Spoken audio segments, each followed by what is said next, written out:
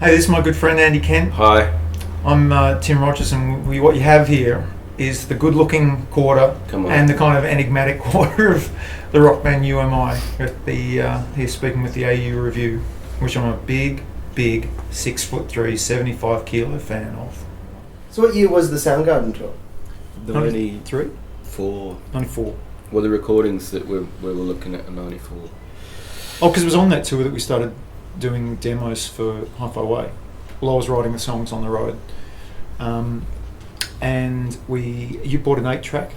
Yeah, the Midwest something. Yeah. Me and Matt Cameron were just looking around guitar stores and we'd discussed just not going back to Sydney, but going to New York and starting a record. And I wanted to buy one of these things anyway, but it seemed quite timely if we were going to actually get in there and do it. So yeah. I don't think we couldn't afford a mic or something, so we managed to.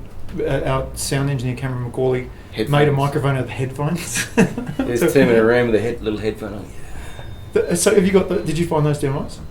Yeah, but the 4-track is being fixed, and the guy said, "Yeah, I'll get it done in 3 days." Because the thing I was talking to Steve Smart about it is you can put one tape in a different machine and it won't play right. Because how the heads line up with the tape, you should really use the same machine. So this guy said he'll fix it's been 2 weeks. Okay. But next time you come up, we should all sit around and laugh our heads off. Why? That'd be pretty fascinating to listen. I mean, I didn't listen to Ali Domi in maybe 14 years, and I was on a train from a baseball game in Philadelphia a couple of months ago, and put it on. I don't know. I was really overwhelmed, and I was pretty loaded. It was a baseball game. We lost. But it's so earnest, you know. Those records are so. I'm surprised because Hi-Fi Way is quite irreverent in a way, but Ali's Arally is really earnest, you know. Like we were really trying hard. I guess that my reticence to. You know, if people talk about that record, and I know that a couple of people really like it, and I'm sort of a bit, like almost embarrassed about it, because when it did have a grand concept at the start, but we kind of didn't follow it through, or I didn't follow it through, and the lyrics are real white toast, you know. It's a very Anglo-Saxon kind of Sullivan's view of where I was living at the time, and which I guess, you know, was my reality. That's all I knew at the time, but. Well, then it's why people relate to it. Because it's your experience, but yet, you know, it overlap with, you know, many other experiences, you know, I think. Maybe. It was very romantic. It was pretty much a chronicle. It was all about the time I was living with my partner, Tracy, who's still a very, very dear friend of mine.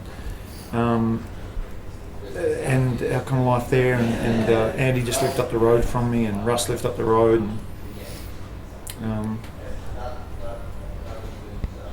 and Hi-Fi Way we wrote on the road in the States, and I'd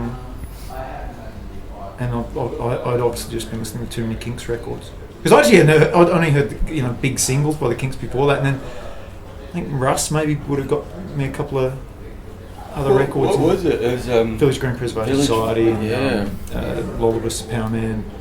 But Village Green, I remember we were given a right thrashing. Yeah. So because I had a day with Ray Davies the year before, my friend, the photographer Tony Mott, called me in the morning and said, "Tim, I'm doing a photo session with Ray Davies. You're my assistant."